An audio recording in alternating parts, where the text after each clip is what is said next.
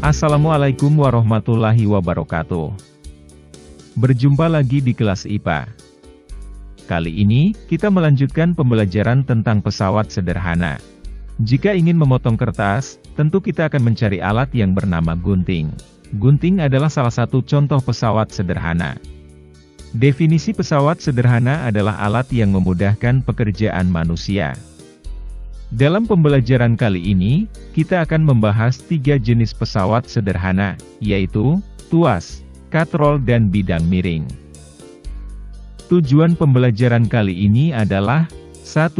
Menjelaskan prinsip pesawat sederhana tuas atau pengungkit. 2. Menjelaskan prinsip pesawat sederhana sistem katrol. 3. Menjelaskan prinsip pesawat sederhana bidang miring. Baiklah, kita segera memulai pembahasan pesawat sederhana jenis tuas, atau pengungkit. Sebagai contoh, sebongkah batu diungkit dengan menggunakan tongkat. Ujung tongkat diletakkan di bawah batu. Kemudian di bawah tongkat pada jarak tertentu dari beban diletakkan benda sebagai tumpuan. Dan pada ujung tongkat lainnya diberikan gaya ke bawah. Maka, batu akan terungkit. Batu memiliki gaya ke bawah, yaitu gaya gravitasi, dalam hal ini disebut berat beban, diberi simbol W kecil. Selanjutnya, agar batu dapat terangkat, maka pada ujung tongkat yang lain diberikan gaya ke bawah. Gaya ini disebut gaya kuasa, atau diberi simbol F. Sebuah titik tempat diletakkannya tumpuan, disebut titik tumpu. Jarak titik tumpu terhadap titik beban disebut lengan beban, atau disebut LW. Sedangkan jarak antara titik tumpu terhadap titik kuasa disebut lengan kuasa, atau LF. Besaran-besaran W, F, LW dan LF ini juga berlaku pada alat lain yang tergolong tuas, misalnya gunting atau tang. Kemudian bagaimana hubungan besaran-besaran tersebut? Berikut ini alat peraga untuk menunjukkan hubungan antara W, F, LW dan LF. Batang lurus dengan jarak antar lubang yang sama, di bagian tengah diberikan poros sebagai tumpuan, sehingga batang tersebut bisa bergerak bebas. Mula-mula batang dalam keadaan setimbang. Pada bagian kiri terdapat sebuah beban, yang dimisalkan sebagai berat beban atau W. Berat beban atau W, sama dengan 1 Newton ditambah 1 Newton, atau 2 Newton. Kemudian beban digantungkan pada lubang nomor 1. Jarak dari titik tumpu ke lubang itu dinamakan lengan beban, atau LW. Tentu saja batang menjadi tidak setimbang. Kemudian, di bagian kanan terdapat beban, yang dimisalkan sebagai gaya kuasa atau F. Besarnya gaya kuasa atau F, sama dengan 1 Newton. Selanjutnya beban akan digantungkan pada lubang nomor 1. Jarak dari titik tumpu ke lubang tersebut dinamakan lengan kuasa, atau LF. Dan yang terjadi adalah, batang tidak setimbang. Jika dipindahkan pada lubang nomor 2, apakah masih tidak setimbang? Ternyata batang sudah mencapai keadaan setimbang. Artinya, gaya kuasa dapat mengimbangi berat beban. Selanjutnya, kita catat data-datanya. W, sama dengan 2, LW sama dengan 1, F sama dengan 1, dan LF sama dengan 2. Pada kolom selanjutnya, isilah data W dikalikan LW, yaitu 2 kali 1 sama dengan 2, dan 1 kolom lagi diisi data F kali LF, yaitu 1 kali 2, sama dengan 2. Percobaan selanjutnya dilakukan dengan mengganti variabel W, LW, dan F, seperti ilustrasi berikut.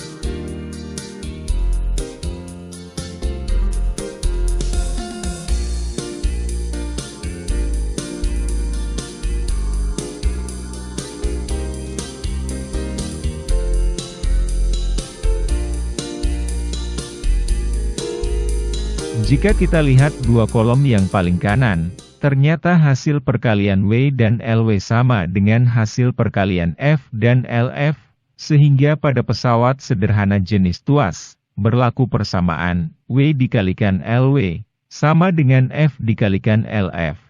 Sesuai hasil percobaan, agar gaya kuasa yang dilakukan lebih kecil daripada berat beban, maka yang harus dilakukan adalah menempatkan titik tumpu sedemikian hingga lengan kuasa lebih panjang dari lengan beban. Pada prinsipnya, pesawat sederhana dirancang untuk mempermudah manusia melakukan usaha. Beban yang berat dapat dipindahkan dengan mengerjakan gaya kuasa yang lebih kecil, sehingga dalam melakukan usaha dengan menggunakan pesawat sederhana, akan memperoleh keuntungan. Pada pesawat sederhana dikenal keuntungan mekanis, yang merupakan perbandingan berat beban dengan gaya kuasa. Jadi, besarnya keuntungan mekanis atau KM, adalah berat beban dibagi gaya kuasa, atau W dibagi F. Besarnya KM juga dapat ditentukan dengan membandingkan lengan-lengannya, yaitu KM sama dengan LF dibagi LW. Berikut ini adalah contoh soal tentang tuas atau pengungkit.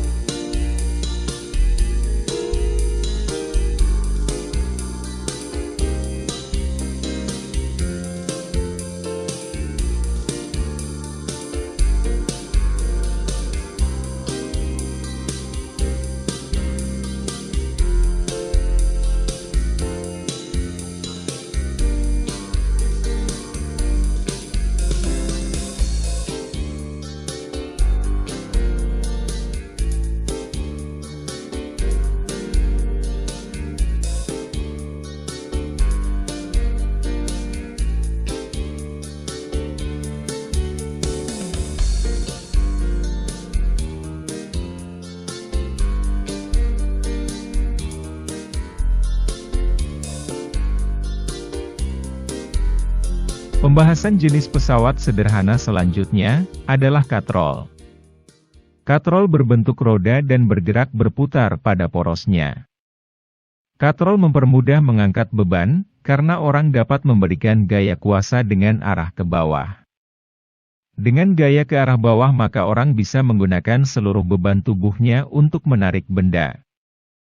Untuk mengangkat beban kadang orang menggelantung pada tali penarik. Dalam pembelajaran ini diberikan 3 contoh sistem katrol.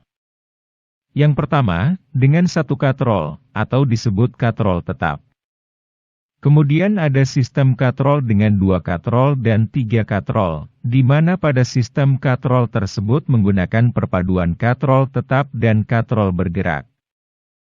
Sebagai contoh, pada katrol pertama yang hanya terdiri satu katrol, berat beban adalah W, sama dengan 600 Newton.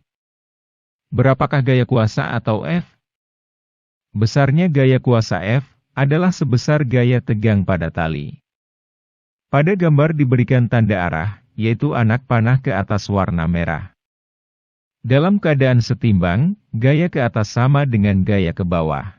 Sesuai gambar, gaya yang ke atas adalah F, dan gaya yang ke bawah adalah W.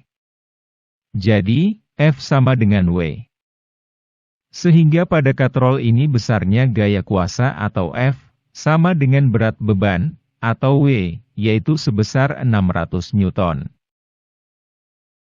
Pada sistem dengan 2 katrol, berat bebannya adalah W, sama dengan 600 Newton. Selanjutnya akan diuraikan, hingga dapat ditentukan gaya kuasa atau F. Besarnya gaya kuasa F adalah sebesar gaya tegang pada tali yang diberi tanda anak panah ke atas warna merah. Pada sistem katrol ini terdapat dua tali yang menahan berat beban.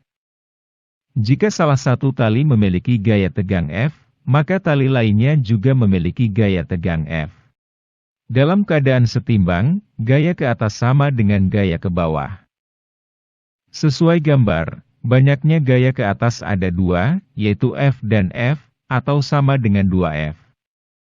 Sedangkan gaya yang ke bawah adalah W. Sehingga pada katrol ini besarnya gaya kuasa atau F sama dengan berat beban atau W dibagi 2. F sama dengan 600 Newton dibagi 2. Sama dengan 300 Newton. Jadi, gaya kuasa yang dikerjakan 300 Newton, lebih kecil daripada gaya kuasa pada katrol yang pertama. Dengan cara yang sama, kita dapat menentukan besarnya gaya kuasa atau F pada sistem katrol ketiga.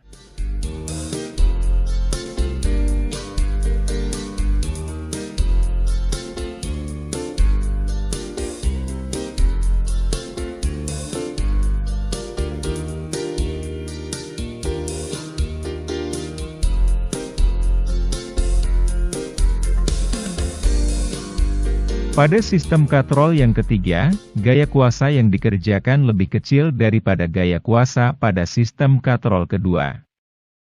Jadi, apa yang dapat disimpulkan dari ilustrasi tersebut? Semakin banyak katrol yang disusun, hingga mendapatkan tali penahan beban yang semakin banyak, maka gaya kuasa yang dikerjakan menjadi semakin kecil, atau semakin ringan. Berikutnya, kita cari masing-masing keuntungan mekanisnya. Rumus keuntungan mekanis adalah, Km sama dengan W per F, sama seperti pada tuas. Untuk katrol pertama, Km sama dengan 600 dibagi 600, sama dengan 1. Untuk katrol kedua, Km sama dengan 600 dibagi 300. Jadi, Km sama dengan 2 kali. Sedangkan pada katrol ketiga, Km sama dengan 600 dibagi 3, Km sama dengan 3 kali. Jika banyaknya tali penahan beban disebut N, maka pada katrol 1, N sama dengan 1. Pada katrol 2, N sama dengan 2. Dan pada katrol 3, N sama dengan 3. Sehingga untuk menghitung gaya kuasa, persamaannya adalah F sama dengan W, atau berat beban, dibagi N atau banyaknya tali. Selanjutnya, bagaimana rumus untuk keuntungan mekanis? Untuk menentukan Km ada dua cara. Yang pertama yaitu, Km sama dengan W per F, sedangkan cara kedua, Km dapat ditentukan dengan melihat banyaknya tali yang menahan beban. Jadi, Km sama dengan N. Berikut ini contoh soal untuk pesawat sederhana jenis katrol.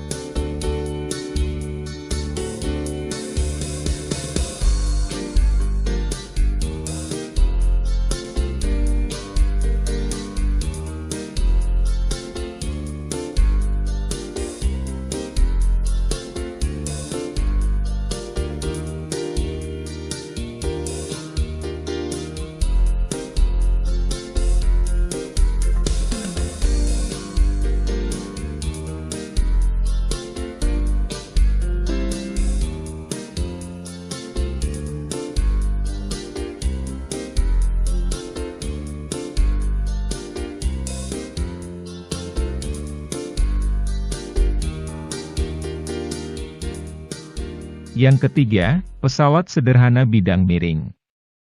Perhatikan contoh.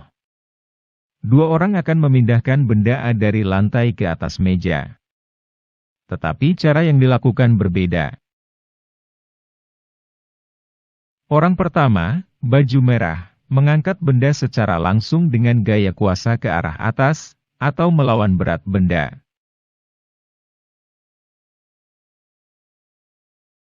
Orang kedua, berbaju hijau, memindahkan benda dengan menggunakan papan sebagai bidang miring, sehingga gaya kuasa yang dikerjakan miring sejajar bidang miringnya. Usaha yang dilakukan orang adalah hasil kali gaya kuasa dan perpindahan benda. Orang pertama mengerjakan gaya kuasa yang besarnya sama dengan berat benda, yaitu W, sedangkan perpindahan bendanya merupakan tinggi meja, yaitu H, jadi usaha orang pertama adalah W dikalikan H. Orang kedua mengerjakan gaya kuasa yang besarnya adalah F, sedangkan perpindahan benda sama dengan panjang bidang miring, yaitu S. Jadi, usaha orang yang kedua adalah F dikalikan S. Kedua benda A memiliki berat yang sama, dan memiliki selisih energi potensial yang sama, karena selisih ketinggian benda antara posisi akhir dan awal adalah sama. Sehingga usaha orang pertama sama dengan usaha orang kedua. Jika persamaan ini kita uraikan, maka usaha 1 adalah W kali H, sama dengan usaha 2, yaitu F kali S. Ini adalah persamaan atau rumus yang berlaku pada bidang miring. Sedangkan keuntungan mekanis pada bidang miring ada 2, kita bisa membandingkan gaya-gaya yang bekerja, atau KM sama dengan W per F, kemudian juga bisa membandingkan perpindahan benda, yaitu S per H. Berikut ini contoh soal untuk bidang miring. Sebuah peti yang mula-mula berada di tanah akan dipindahkan ke atas truk. Tetapi peti akan dinaikkan ke atas truk dengan menggunakan papan sebagai bidang miring.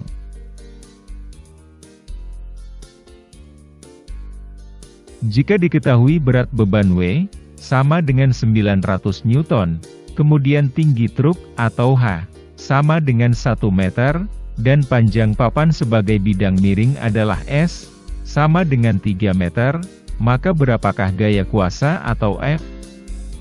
Dan berapa keuntungan mekanisnya? Simak penyelesaian soalnya.